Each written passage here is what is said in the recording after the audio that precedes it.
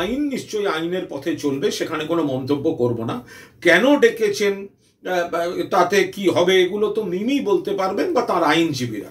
কিন্তু দূর থেকে এইটুকু বলতে পারি যে এই বিজেপি, এই যার মিমি প্রাক্তন সাংসদ ছিলেন, তৃণমূলের সঙ্গে তার যোগাযোগ, ফলে তাদের কালিমালিপ্ত করতে নানা ধরনের এই সংগঠন, গণসংগঠন এগুলোকে এখন কাজে লাগাচ্ছে। তো এইটুকু বলতে পারি যে এই রক্তবীজ 2 তার মুক্তি পাওয়ার মুখে মিমিকে একটা ভালো পাবলিসিটির ব্যবস্থা করে দিয়েছে ইডি।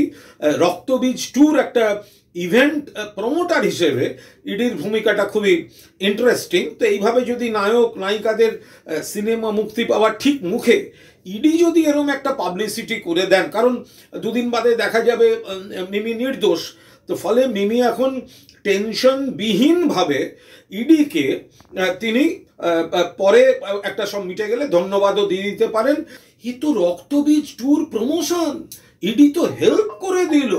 আইনের বিষয়টা মিমি বলবেন, আর বাকি রক্তবীজ 2-কে প্রমোট করার জন্য, বাংলা ছবিকে প্রমোট করার জন্য ইডিকে ধন্যবাদ।